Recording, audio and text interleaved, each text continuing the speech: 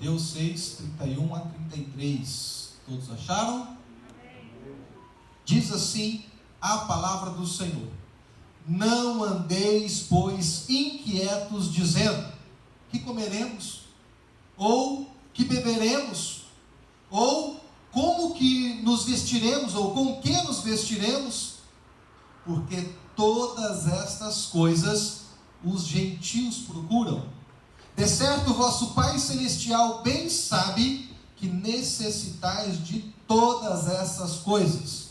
Mas buscai primeiro o reino de Deus e a sua justiça, e todas estas coisas vos serão acrescentadas. Amém? Esse texto de Mateus é um texto muito atual, porque nós estamos num tempo onde as pessoas estão sofrendo de uma preocupação tão forte, que elas deixam de dormir, deixam de se alimentar, deixam de fazer algumas coisas preocupadas: mas será que não vai faltar amanhã? Será que eu vou conseguir honrar os meus compromissos? Será que amanhã eu ainda terei emprego? Será que amanhã a porta vai se abrir?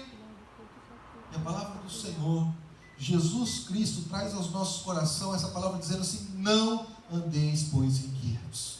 Quem se preocupa com isso são os gentios, ou seja, são aqueles que não sabem o Deus que elas servem. Você acha que você vai deixar faltar alguma coisa para os seus filhos? Você acha que você, em sã consciência, fala assim: não, eu não vou alimentar os meus filhos, eu vou deixar que eles passem fome, eu vou deixar que eles não tenham com o que se vestir?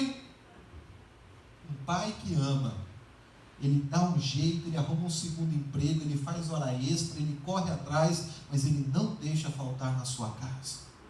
Você acha que Deus, Todo-Poderoso, nosso Pai Celeste, vai deixar faltar alguma coisa na sua casa?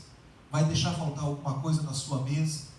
O Senhor é quem cuida de cada um de nós. O Senhor é quem coloca diante de nós as suas bênçãos, e por isso Jesus está dizendo assim: não ande inquieto. Inquieto é aquela pessoa que não consegue parar. Sabe? Hoje tem um nome para isso, chama-se... Não, tem um nome técnico. Hiperativo. Isso é imperativo, não para. Nós parecemos meninos imperativos diante de Deus. Ficamos correndo de um lado para o outro. E Jesus vem dizer para nós: ei, para de ser imperativo, para de correr, fica parado e ouça a minha voz. E saiba que eu vou suprir todas as suas necessidades. Não fique inquieto, não fique ansioso. Lá em casa tem 2 meninozinhos que quando dá 11 horas, mãe, o almoço está pronto, mãe, o almoço está pronto, mãe, o almoço está pronto. Estão preocupados, angustiados ali, como se fosse faltar, ou como se a mãe fosse deixar de dar um alimento para eles. Deus, sendo o nosso Pai, Ele cuida de cada um de nós, desde que nós busquemos o reino dEle em primeiro lugar, desde que nós coloquemos o Senhor como centro da nossa vida. Todas as demais coisas serão acrescentadas. Agora, se você ficar correndo atrás das outras coisas, o Senhor não vai poder acrescentar na sua vida, porque Ele não pode mudar a sua palavra, Ele não pode deixar aquilo que Ele deixou como um mandamento. Se Ele está dizendo: buscai primeiro o reino de Deus, é para ser feito dessa forma, e todas as outras coisas serão acrescentadas. Coloque-se em pé, eu quero orar com você nesta noite.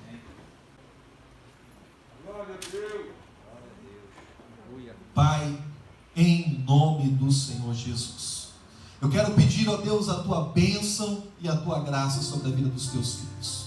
Ensina-nos, ó Deus, a nos aquietarmos diante da Tua presença. Ensina-nos a pararmos diante, ó Deus, das preocupações, a olharmos ao nosso redor e entender: todas as coisas estão no Teu controle, e não há nada que esteja fora da Tua vontade.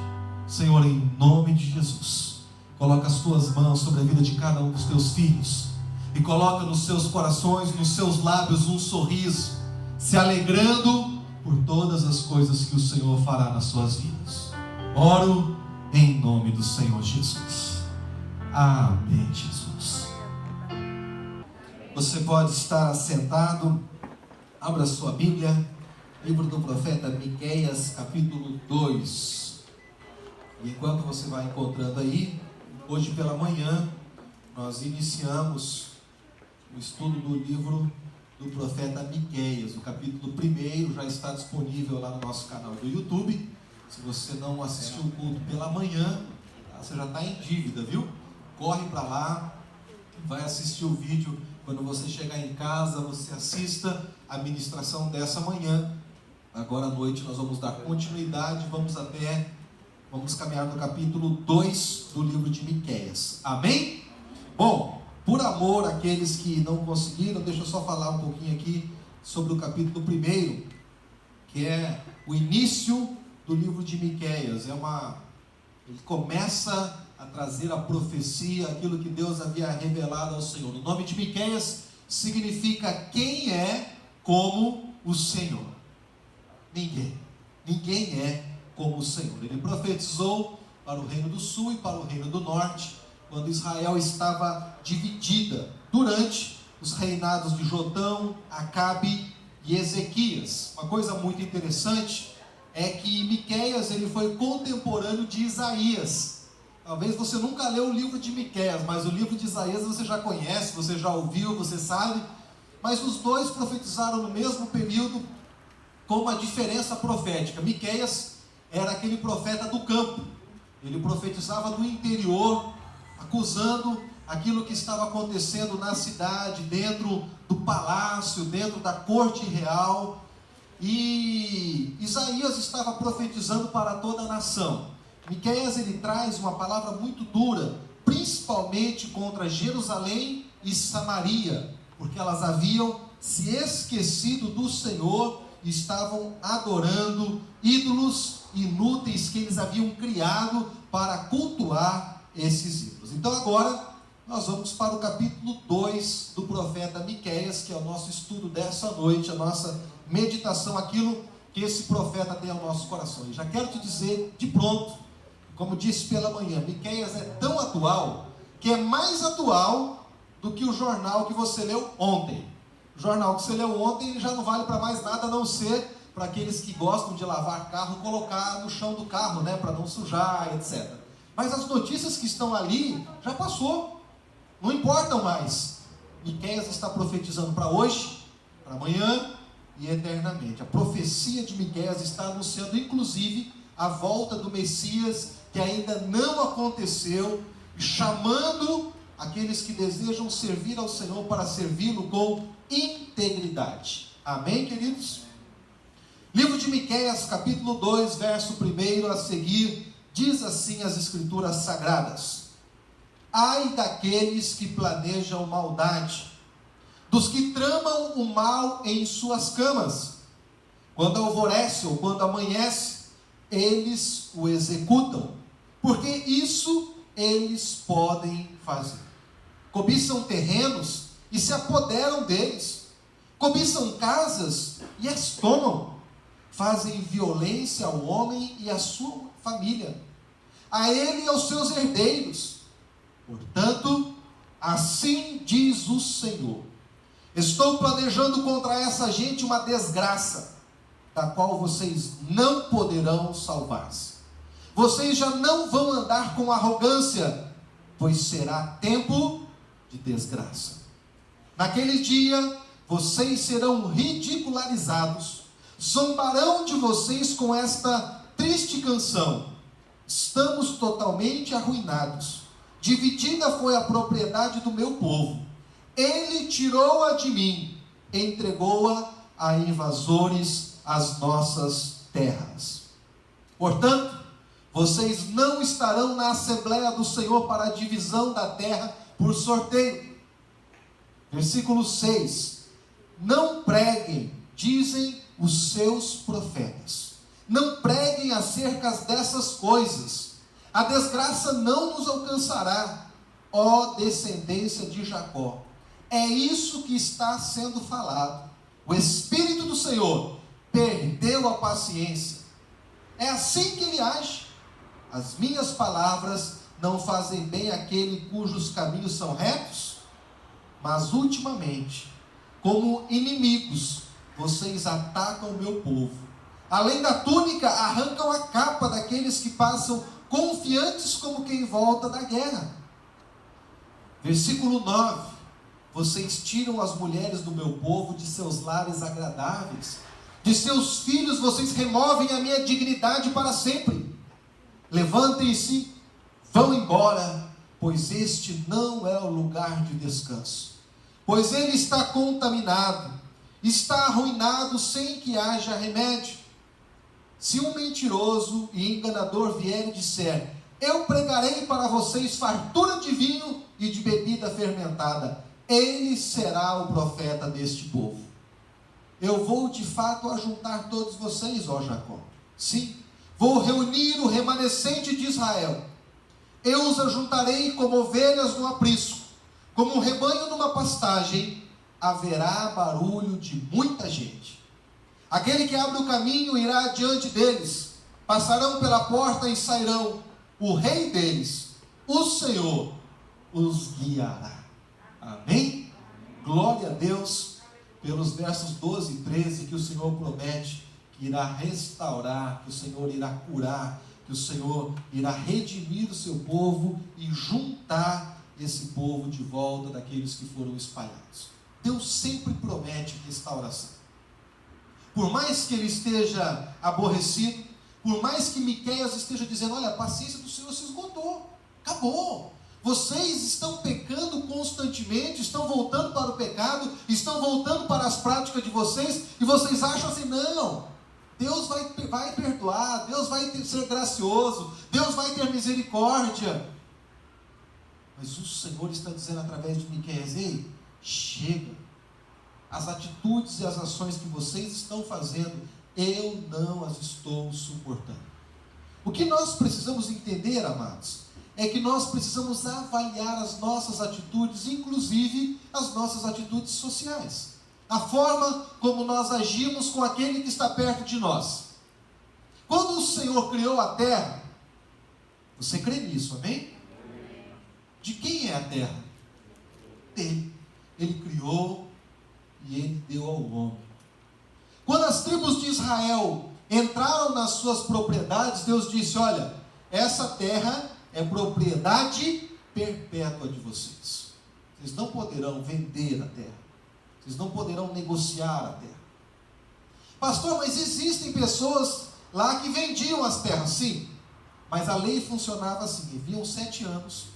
E você, quando dissesse para alguém: olha, eu estou vendendo a minha terra, a pessoa iria dizer: bom, daqui até o ano aonde nós devemos devolver, são 4 anos, está faltando.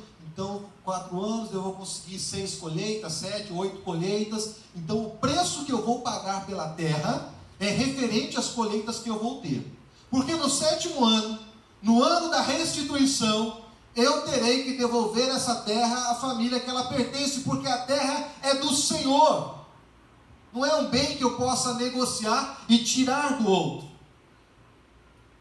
Para que não houvesse ninguém necessitado em Israel.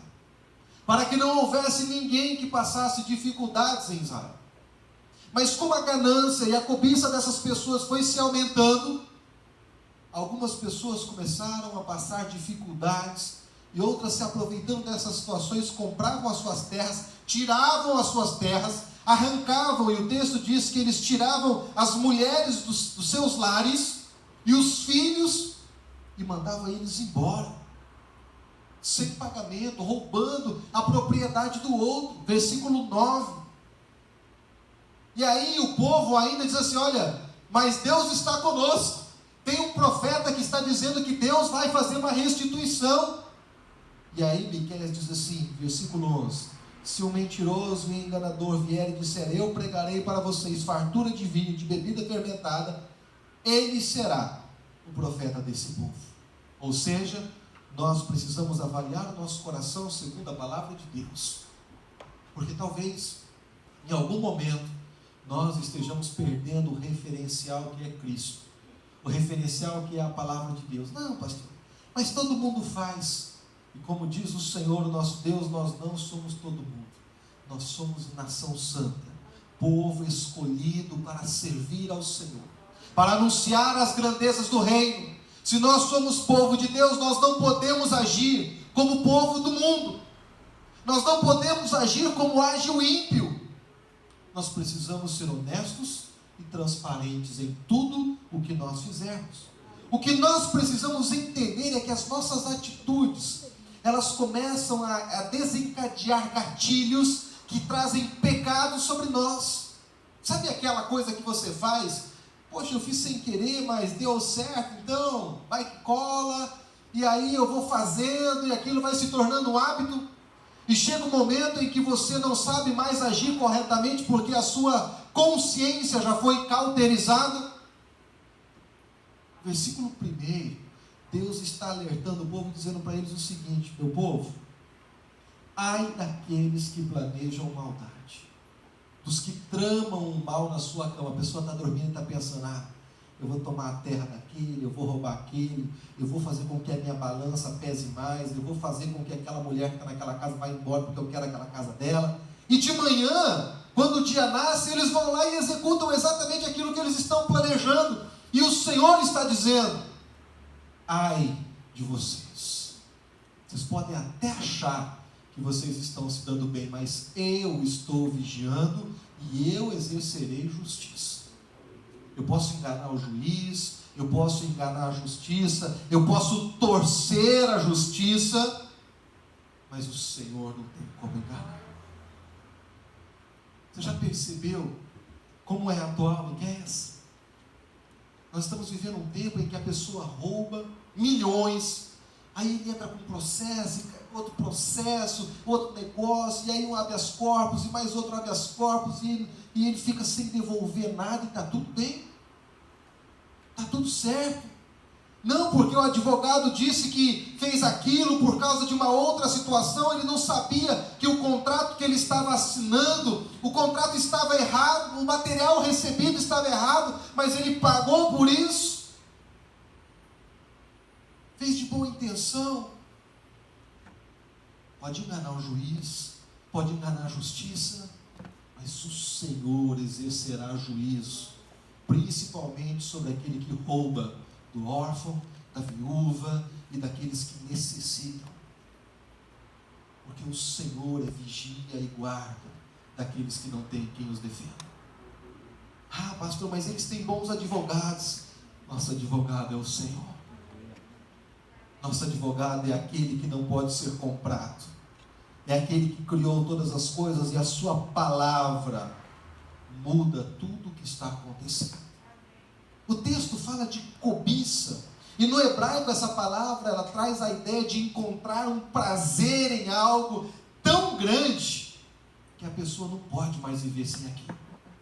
Não, mas eu preciso daquilo. A cobiça dos olhos, ela desce para o coração, gera maldade até que a pessoa consiga tirar aquilo que é do outro, tirar aquilo que pertence a outra pessoa. A palavra do Senhor nos fala que um rei, ele viu uma vinha, a vinha de Nabote, e essa vinha era propriedade da família de Nabote. Esse rei disse: olha, eu quero a vinha, Nabote. E o Nabote falou: rei, eu não posso te vender, isso é uma propriedade perpétua da minha família, é mandamento de Deus, eu não posso te vender. O rei voltou para casa, estava lá no seu quarto chorando, igual aqueles meninozinhos do buchão. E a sua mulher, Jezabel, chegou e disse: por que o rei está assim? Porque eu quero a vinha de Nabote, mas ele não quer me vender. Ela falou: fica tranquilo, porque eu vou te dar o que você quer. Não parece aquelas mães de menino pimbudo que fica fazendo tudo que o menino quer? E aí foi lá, chamou 2 mentirosos e falou: vocês vão dizer que Nabote mentiu, que Nabote falou contra Deus, que ele blasfemou e que ele pecou contra o rei diante dos juízes da cidade. E aquelas 2 testemunhas falsas vão lá e testemunham falsamente. Então a população pegam pedras e matam Nabote. E o rei vai lá e toma a vinha. Agora a vinha é minha. Aí veio o profeta e diz: ei, o que você fez para Nabote, deixa eu só te falar, isso não vai ficar escondido. Deus vai exercer juízo, a sua linhagem vai desaparecer da terra. E tu, Jezabel, mesmo sendo descendente de reis, não será sepultado. Os cães lamberão o seu sangue, você ficará jogada e bichos comerão você. Passado pouco tempo, a palavra do profeta cumpre-se integralmente. Porque a palavra do Senhor não volta vazia, mas ela cumpre o seu propósito. Poxa, mas ele queria tanto a vinha, mas não era dele. Então tire os seus olhos e coloque os seus olhos naquilo que Deus te deu, que é seu. E tenha prazer naquilo que é seu. Seja a sua casa, seja seu carro, seja seu casamento. Não copie-se as coisas que estão à sua volta. Ah, pastor, mas eu queria. Então trabalhe e conquiste o seu, não o que é do outro. A cobiça, ela é maldosa. A pessoa fica planejando ali e pensando, mas se eu conseguir vender isso aqui um pouquinho mais caro, talvez eu consiga adquirir aquilo que eu quero. Ao invés de dizer ao Senhor, Senhor, me dá forças para trabalhar, me dá sabedoria para desenvolver, para avançar, para crescer, para que eu possa conquistar aquilo que eu desejo. Comprar coisas, ter coisas não é pecado. O pecado está na cobiça. Em olhar para o que não é seu e desejar aquilo para si. Quando você vê um carro e você quiser ter um carro, não diga, eu quero esse carro. Não, eu quero um carro melhor, eu quero um novo desse da loja. Parecido com esse da loja, né, Jair? Tem um endereço para dar, né? Mas é porque, meu irmão, qual é a alegria? É algo que é do outro. Se é do outro, é do outro. Deus pode me dar algo muito melhor, com a força do meu trabalho. Seu casamento, sua casa, seus filhos, é o que Deus tem te dado. Pastor, mas minha mulher é difícil, a mulher do vizinho que é interessante. Cada um tem a esposa que está cultivando dentro da sua casa. Cada um tem um marido que está cultivando dentro do seu lar. Se é ruim, é porque talvez você esteja sendo um péssimo jardineiro. Se o seu relacionamento está adoecido, talvez seja porque você está com os seus olhos para o lado de fora da sua casa, ao invés de cuidar daquilo que Deus te deu.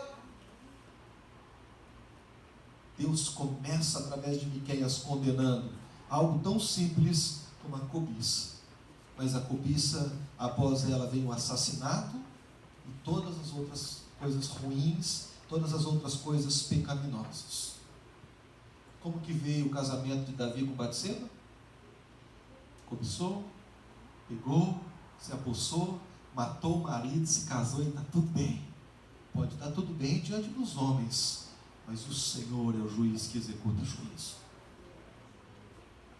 Mas eu queria tanto.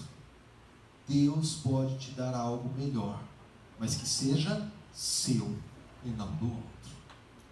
A segunda coisa que nós precisamos entender é que exatamente nós temos vivido esse tempo. Quando Miqueias começa a pregar nos versos 6 ao verso 11, o povo começa a dizer, para, não prega isso aqui não, rapaz, não prega isso aqui não. Vai pregar isso em outro lugar. Você viu no texto? Versículo 6. Ele está vindo pregando e falando, olha, portanto vocês não estarão na Assembleia do Senhor para a divisão da terra por sorteio. Ai de vocês, naqueles dias vocês serão ridicularizados. Então o povo diz, não pregue. Não fala isso não. Profeta, fala bênção para nós. Profetiza milagres, profetiza que Deus vai nos abençoar. Como Deus vai abençoar? Uma nação que está completamente corrompida. Aonde as coisas estão tão invertidas, que se você faz a coisa certa, as pessoas ficam espantadas. Nossa, você devolveu a carteira? Sim, a carteira não é minha. Nossa, mas você ajudou o outro a se levantar? Nossa, mas você foi lá e devolveu o troco? Que não é meu, não é meu.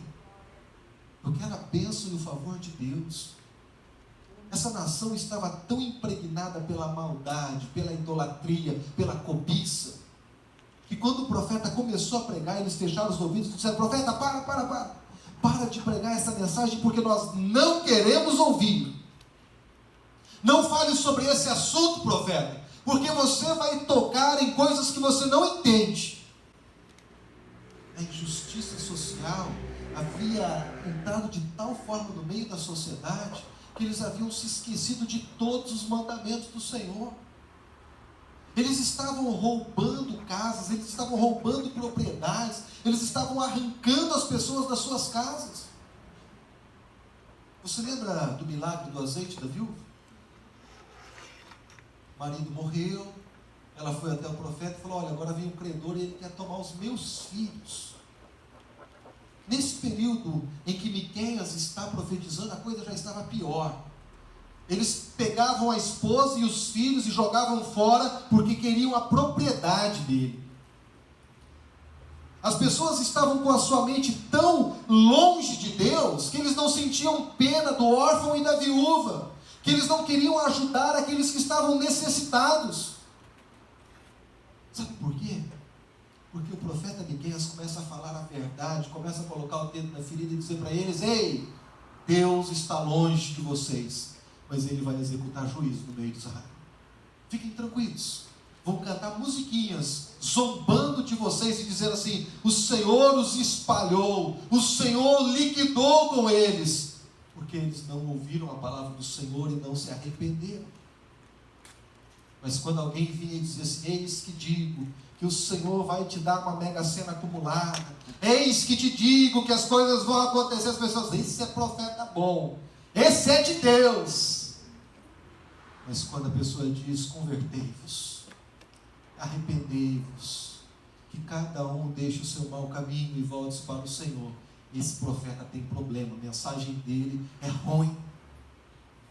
Miqueias não está nem um pouco preocupado com isso, não está nem um pouco se as pessoas vão gostar ou não.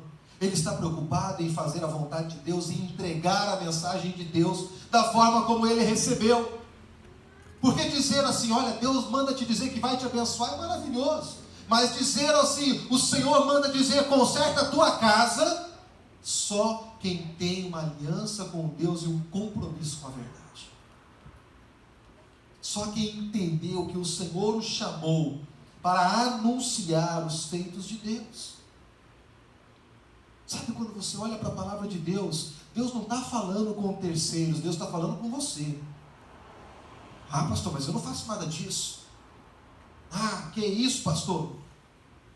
O Senhor está dizendo: sonda o teu coração, sonde as suas atitudes, observe o que está passando pela sua mente, pelo seu coração, constantemente, porque talvez nesse momento de culto não esteja passando, mas talvez algum dia já passou, ou algum dia passará. Então sonde o seu coração e deixe o seu coração pronto para aquilo que Deus está fazendo.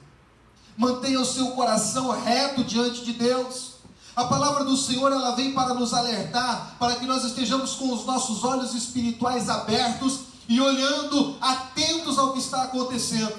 Será que os meus olhos de vez em quando não ficam cobiçando? Será que de vez em quando ninguém está observando, eu não tenho atitudes que contrariam a palavra de Deus? É tempo de nos voltarmos para o Senhor e dizer: Senhor, me perdoa, me arrependo, eu quero mudar essa atitude, eu quero mudar o meu coração. O que nós precisamos entender, amados, é que o Senhor, através de Miqueias, está trazendo uma palavra muito dura para Israel, mas porque o povo estava corrompido. Seu filho comete algo de ruim, comete algo de errado: oh, meu filho, pode continuar fazendo, você é tão bonzinho, você é meu filho favorito, continua fazendo. Ou você chama ele no canto e tem aquela conversa séria, olhos nos olhos e pá, palmada na bunda para que ele se converta do seu mau caminho. Não tem como o pai dizer para o filho: não, filho, pode continuar fazendo, continua mentindo, continua roubando. O filho chega em casa e fala assim: olha, pai, o que eu achei? Não, achou não, você vai devolver aonde você achou, porque isso não é seu. A gente não passa a mão e diz assim: tá certo, meu filho, que bacana. Quando você achar alguma coisa na rua, é seu, viu? Achado não é roubado. É roubado sim, tem dono, o dono vai procurar, isso não te pertence. Ah, pai, mas me disseram, mas a mentira não deve ser encorajada. Deus estava com a sua paciência esgotada com Israel, Não dava mais para dizer para Israel: ó, como amo a minha nação, vocês são como a pupila dos meus olhos, vocês são o que eu tenho. Não, era a hora de Deus trazer uma palavra dura para Israel e dizer assim: ou vocês se convertem, ou eu vou acabar com vocês, ou eu vou exterminá-los, porque eu não ficarei com um povo que não me honra. O povo de Israel era o povo que representava Deus diante das nações, como eu e você hoje representamos Deus diante da sociedade. Quando você faz alguma coisa errada, as pessoas não falam assim: olha lá o Paulo fazendo coisa errada. Eles vão dizer, no caso do Paulo é o pastor, olha o pastor. Por quê? Porque eu sou representante do reino dos céus. No seu trabalho, quando você mente, quando você rouba, quando você engana, não é o Pedro, o Tiago e o João que está fazendo, não. É o crente. É o representante de Deus. E o nome do Senhor Jesus é lançado na lama. Por isso o Senhor está dizendo assim: olha, eu prefiro trazer vocês para a eternidade, eu prefiro exterminar com vocês, porque do jeito que estão, não dá para continuar. Não dá para continuarmos vivendo essa mesma vida, porque vocês são os meus representantes. Não posso aplaudir a atitude que vocês têm tido, porque as atitudes de vocês são as piores atitudes que eu tenho visto. O que nós precisamos saber é que Deus sempre tem uma saída. Verso 12, 13, o profeta começa a apontar no caminho e dizer assim: olha, eu vou de fato ajuntar todos vocês. Eu vou reuni-los, ó remanescente. Essa palavra remanescente significa o que sobrou. Deus tem uma aliança com aqueles que têm uma aliança com Ele, amém? Abraão fez uma aliança com Deus, Isaac fez uma aliança com Deus, Jacó fez uma aliança com Deus, e Deus falou: não, eu não vou exterminar completamente, eu vou manter o remanescente. Então, quando vocês estiverem muito ruins, eu vou enviar exércitos inimigos, eles vão destruir, mas eu vou deixar ali um grupinho de pessoas para darem continuidade na história. A história de vocês não será acabada, porque eu dei a minha palavra, e a minha palavra vai se cumprir. Deus é tão maravilhoso, que Ele diz assim para Davi: Davi, porque você tem um coração quebrantado, um coração que faz a minha vontade, eu vou te fazer uma promessa. Sabe aquelas promessas de quem tem caráter, que não volta atrás? Deus falou assim: eu vou manter um herdeiro seu, da sua descendência, para sempre vai ter um herdeiro no trono.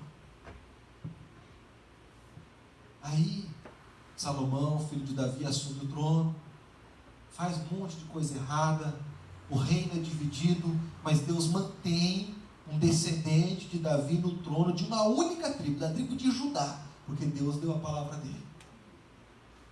O povo é levado para o cativeiro, os assírios vêm, os babilônios vêm, os egípcios, todo mundo vem, ataca, e Deus sempre mantém um remanescente, mantém um filho de Davi no trono. Mas o homem é falho, e essa promessa tem que se cumprir, porque ela foi dada por Deus. Então Deus traz o Cordeiro de Deus, Jesus Cristo, da linhagem de Davi, que para sempre, eternamente reina. Ele cumpre a palavra que Ele deu a Davi, porque Ele prometeu para Davi, e a sua palavra não volta atrás. Em Cristo se cumpre a profecia. Davi, fica feliz, está tudo certo. A sua linhagem será conhecida como a linhagem do Rei Eterno,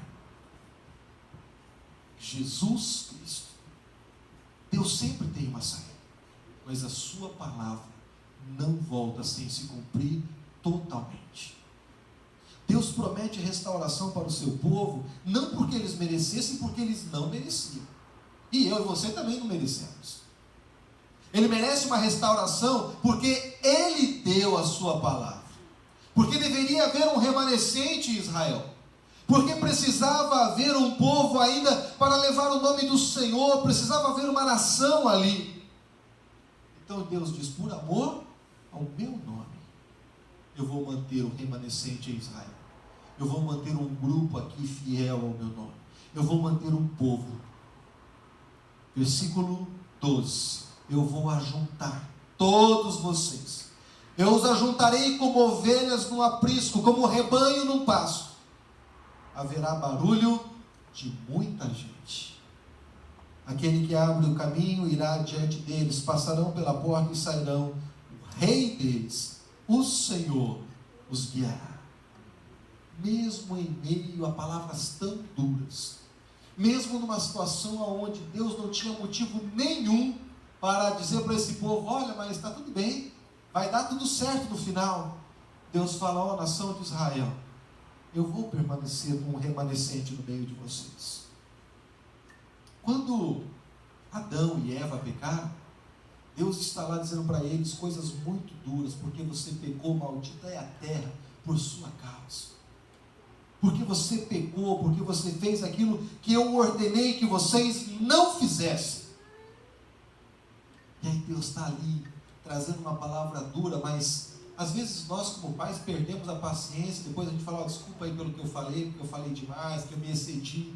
Deus é tão maravilhoso que nem se exceder, ele se excede. Deus está corrigindo Adão e Eva, após eles pecarem, desobedecerem, amaldiçoarem toda a criação.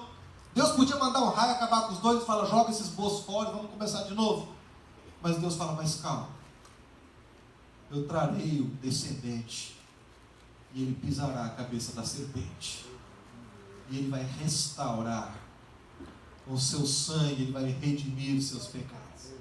Gênesis capítulo 3, Deus está ali no meio daquela situação terrível, no meio do pecado, no meio daquele momento ali tão triste, e Deus ainda fala para eles: ei, olhem, há uma cruz no fim do túnel, há uma esperança para vocês, eu vou resgatar vocês. No meio de uma situação onde Deus estava julgando Israel, Miqueias diz assim: mas mesmo assim, Deus vai manter o remanescente aqui.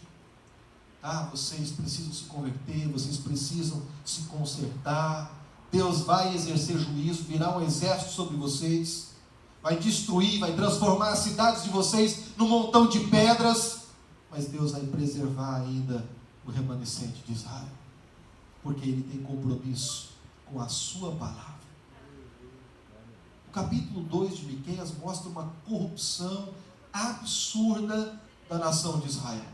O povo de Israel havia se esquecido de Deus, havia abandonado o Senhor, e estavam apenas preocupados com os seus desejos, em fazer a sua vontade, em realizar os desejos do seu coração, independente de quem eles tivessem que tirar, independente do que eles tivessem que fazer com os outros, eles fariam, porque eles só estavam preocupados com o seu estômago, eles só estavam preocupados com a sua vontade, com os desejos da sua carne.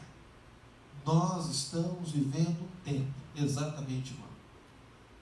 Homens e mulheres preocupados apenas consigo mesmo, amantes de si mesmo, pessoas que olham para o próximo com um ar de inferioridade.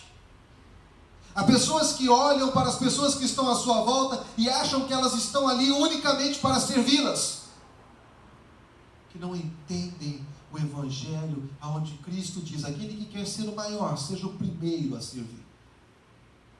Onde Cristo pega no último momento, na sua última pregação para os discípulos, antes de ser morto, Ele diz para eles: ei, olhem, amarram um avental, lavam os pés dos discípulos, diz para eles: vocês entenderam o que eu fiz? Se vocês não ouviram nada do que eu preguei até aqui, mas vocês entenderam isso, então pronto. Então façam dessa forma. Sirvam. Se vocês me chamam mestre, e de fato eu sou, estou lavando os pés de vocês que são meus discípulos, vão e façam o mesmo. O povo de Israel havia se esquecido dos mandamentos do Senhor, havia se esquecido que Deus disse: olha, tratem com bondade aqueles que estão perto de vocês, inclusive os estrangeiros. Lembre-se que um dia vocês também foram estrangeiros.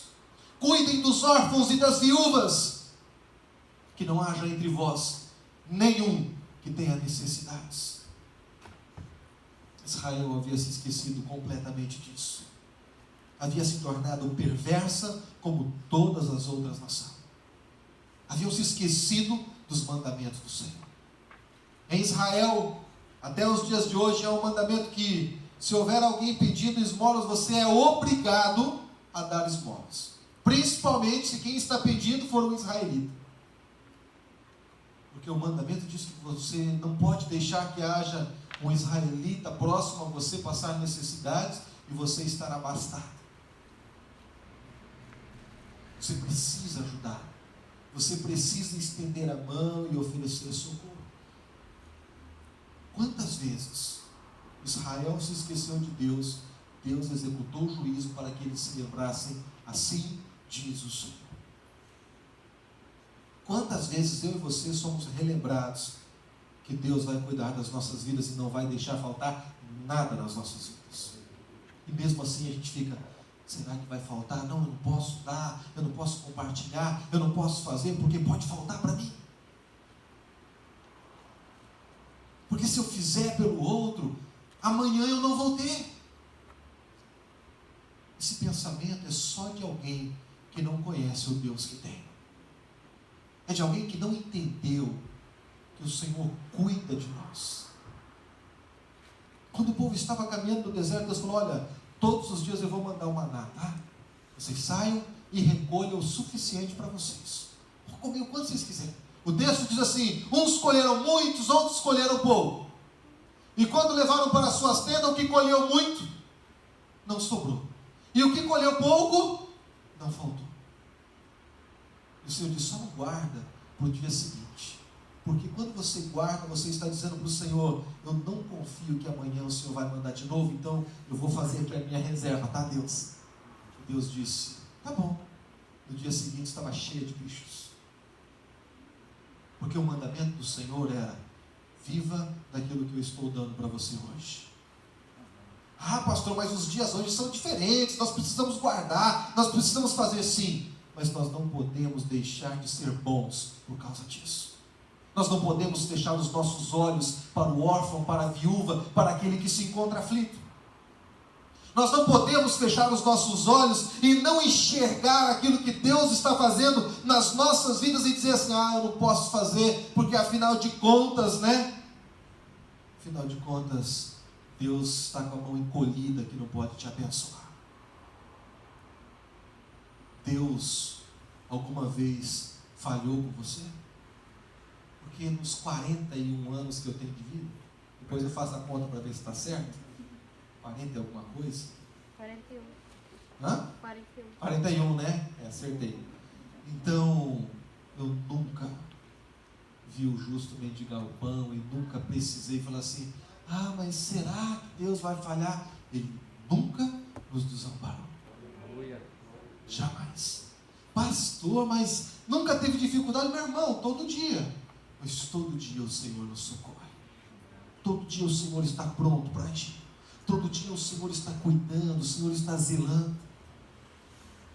Ontem Paulinho ficou doente, cheio de catarro, e começou essa noite, à tarde não dormiu cuidando dele, passou o dia cuidando, e ele já fechou tudo. Mas está nas mãos de Deus. O Senhor está cuidando. O Senhor está guardando. Pastor, mas aí o senhor não podia vir para a igreja, porque o senhor devia... Meu irmão, está na mão de Deus. O Senhor está cuidando de tudo, nos mínimos detalhes. Eu não sou médico e não posso fazer nada, mas meu Deus pode. Amém. Então eu vou cuidar das coisas dele e deixar ele cuidar das minhas. Ele cuida melhor e ele faz muito melhor do que nós podemos fazer. Eu não sei o que precisa mudar na sua vida, porque Tiago 4,17 diz, aquele pois que sabe fazer o bem e não o faz, comete pecado. É tempo de nós dizermos ao Senhor, Senhor me perdoe, porque o Senhor tem feito tanto por mim, e eu não tenho feito nada pelo teu reino, pelas pessoas que estão à minha volta, então tem misericórdia, Deus, porque eu estou em pecado. Coloque-se em pé, eu quero orar com você.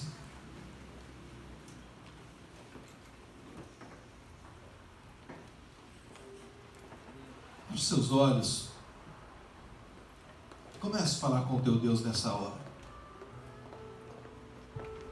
Comece a dizer para o Senhor aquilo que Ele precisa tirar do seu coração, aquilo que Ele precisa tirar da sua mente, da sua atitude diária. E comece a levar o seu coração à presença do Senhor e dizer assim: Senhor, limpa o meu coração, limpa a minha mente para fazer a tua vontade. Não é pecado ser próspero. Pecado é deixar de fazer o bem àqueles que precisam. Não é pecado ter coisas. Pecado é reter quando há alguém bem próximo, precisando do meu socorro e da minha ajuda. Pecado é fechar os olhos e achar que eu não posso fazer, porque talvez pode faltar para mim. O nome disso é desconfiança de Deus. A Bíblia chama de incredulidade. E Deus chama de pecado. Arrependa-se. Diga para o Senhor: Senhor, tem misericórdia da minha vida. E coloca o meu coração na tua presença. A ponto das minhas atitudes glorificarem o teu nome todos os dias. A ponto da minha mão sempre estar pronta para levantar aquele que está caído. Para que as minhas palavras sejam palavras de edificação e não de destruição aquele que já está prostrado. Para que a minha atitude seja uma atitude que faça com que o nome de Jesus seja erguido bem alto e as pessoas possam olhar para essa atitude e glorificarem ao Senhor teu Deus, o Deus que cuida de você, o Deus que está com as suas mãos estendidas para abençoar, que a sua mão não está encolhida, que o seu braço não está encolhido, mas sempre pode nos socorrer. Miqueias capítulo 2 é um chamado ao arrependimento, para olharmos para aquelas pessoas que estão à nossa volta e dizer: Senhor, me ajuda a ser alguém que faz a diferença, me ajuda a ser alguém que pode transformar as pessoas que estão à sua volta, me ajuda a ser alguém que faz a diferença na vida das pessoas que estão perto de mim. Ah, pastor, eu já tentei, mas as pessoas são ingratas. As pessoas só olham para os seus interesses. As pessoas, elas só querem receber. É porque elas são pessoas como eu e você. Todas têm falhas. Se elas não tivessem, elas não seriam pessoas, elas seriam Deus. Nós precisamos entender que no reino de Deus, eu e você somos instrumento de transformação daqueles que estão perto de nós. Eu tenho certeza que existem pessoas perto de você que precisam de ajuda. Ah, pastor, não adianta, eu já falei, mas a pessoa não muda.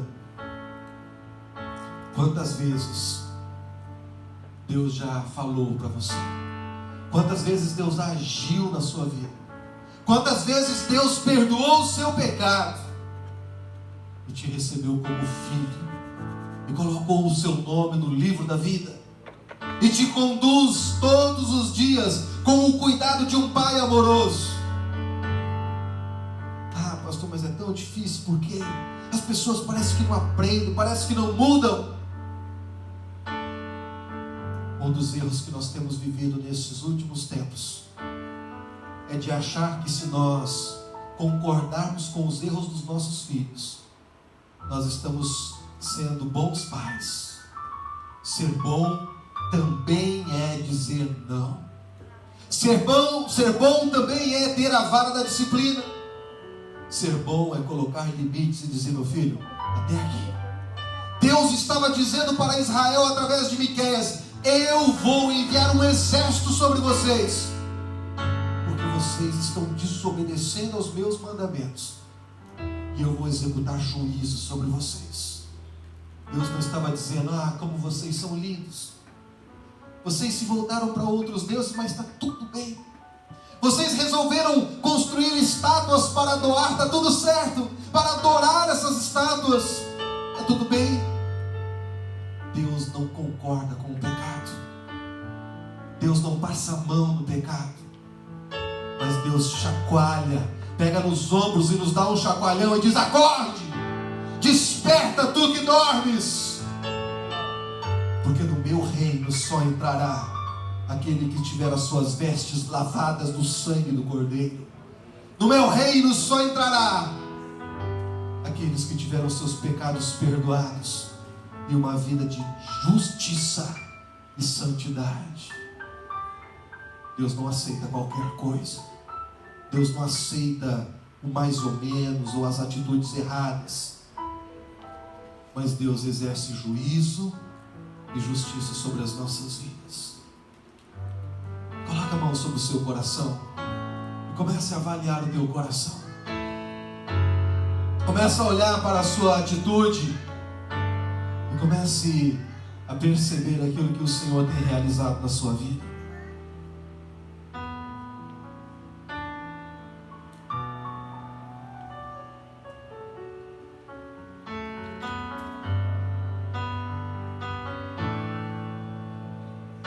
Com seus olhos fechados, coloque a mão sobre o seu coração. Comece a pedir perdão ao Senhor. Entenda, ninguém é perfeito. Ninguém pode chegar diante de Deus e dizer assim: Senhor, está tudo certo comigo, eu sou perfeito, eu sou um cara bacaninha.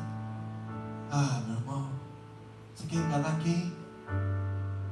Você quer enganar quem? Você não está diante de um juiz dessa terra, você não está diante de um colega seu, você não está diante de alguém que não te conhece. Você está diante do Deus Todo-Poderoso, que olha para dentro do teu coração e conhece todos os teus caminhos, que olha para dentro da sua alma, Ele penetra o teu coração, antes que a palavra se forme na sua boca, Ele já conhece totalmente ela. Quem que você quer enganar? Quem que você está tentando passar de ovelhinha, colocar a roupinha e dizer assim: não, Senhor, eu não sou bode, eu sou ovelha? O Senhor te conhece melhor do que você mesmo. O Senhor te conhece melhor do que você imagina. A única atitude sensata diante do Senhor: arrependimento. Dizer: Senhor, me perdoe porque eu pequei. Me ajuda a ter uma vida de santidade. Me ajuda a ter uma vida que glorifique o teu nome. Me ajuda a ter uma vida que exalte ao Senhor todos os dias. Porque eu quero ser conduzido até a tua presença. Eu não quero andar, ó Deus, segundo o pensamento desse mundo. Eu não quero andar, ó Deus, segundo a vontade do mundo. Mas eu quero andar segundo a tua palavra. Oh, Espírito Santo de Deus, deixa o Espírito Santo de Deus começar a ministrar o teu coração. Deixa o Espírito Santo de Deus começar a falar com você nessa hora. E diga para Ele: Senhor, me ajuda. Me ajuda, Pai, porque eu não consigo vencer algumas coisas sozinhos. Quando eu percebo, ó Deus, eu já estou na prática do pecado. Quando eu percebo, ó Deus, eu já estou mentindo. Quando eu percebo, ó Deus, eu já estou com a minha mente tramando ali o meu pecado. Me ajuda, Deus. Me conduza a um lugar, ó Pai, onde a tua santidade me envolva completamente.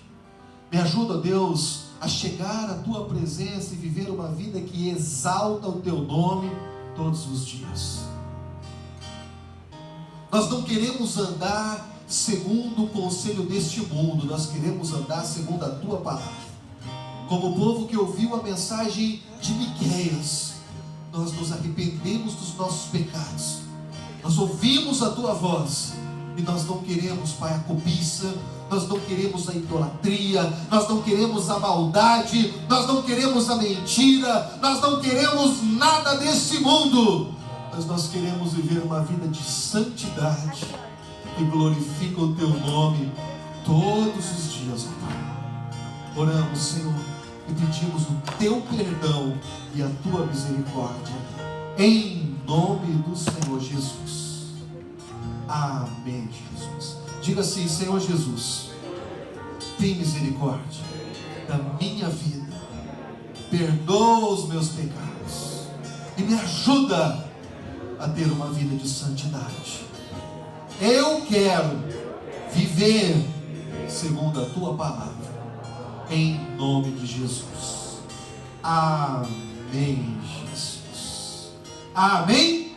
Aplauda ao Senhor Jesus. Você pode voltar ao seu lugar.